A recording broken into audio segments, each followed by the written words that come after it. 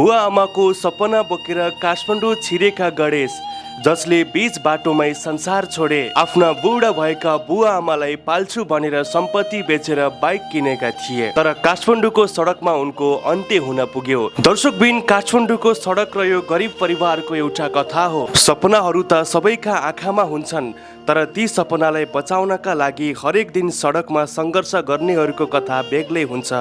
मुगुको विकट गाउँ सोरु गाउँपालिका एकबाट एउटा ठुलो सपना बोकेर काठमाडौँ ओर्लिएका थिए गणेश नेपाली। उमेरले भर्खरैका युवा आफ्ना वृद्ध भएका बुवा आमालाई पाल्नको लागि सम्पत्ति बेचेर बाइक किने। त्यसपछि उनी काठमाडौँ छिरे। काठमाडौँ छिरेर उनले पठाउको काम गर्दै आइरहेका थिए। दिनरात घाम पानी नभनी उनले आफ्नो गुजारा चलाइरहेका थिए। विदेश नगई काठमाडौँकै सडकमा केही गर्ने उनको सपना थियो, तर हिजोको त्यो कालो दिनले उनको सबै सपनाभरि काठमाडौँको सडकमै अल्पत्र पारिदियो। काठमाडौँको यो सडक जहाँ कसैको पनि फुर्सद हुँदैन, सबै आफ्नो कामका लागि दौडिने गर्छन्, त्यही सडकमा गणेश नेपाली पनि पुगेका थिए। सहरको व्यस्त गुड्ने सडकमा गणेशले आफ्नो जीवनको गति भेटेका थिए।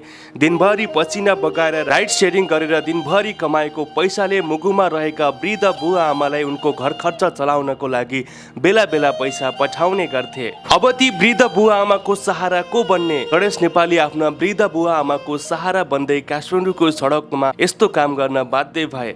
अब उनी यो संसारमा छैनन्, उनको बुवा आमाको सहारा को बन्ने? दर्शकबिन, अहिले सामाजिक सञ्जालमा उनको मृत्युको खबरले सबैलाई स्तब्ध बनाएको छ।